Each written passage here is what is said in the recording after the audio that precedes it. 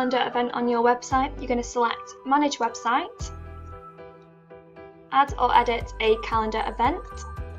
You'll first of all get a list of any current events on your website. You can edit these using the blue plus, or you can add a new event up at the top here. Now if you just start at the top and work your way down, so just pop your title in.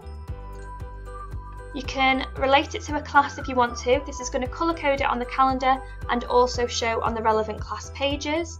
If you leave this blank, it will just go for the whole school. Select start time and date to enter a date on here.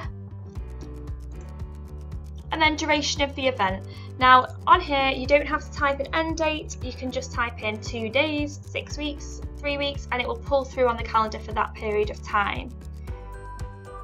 Your content box here is just the basic text that's going to show on that event. So if I just pop in some text here,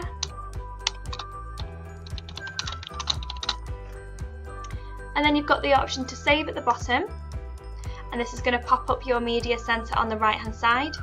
If you want to know how to add any of these items, the video should pop up now and you can click on the links to go watch those ones.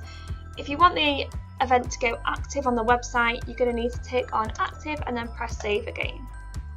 So you can see now I'm on the calendar for the school and it's colour coded blue for the whole school event here. I can then click into this event and you can see the basic text that I've added on that event.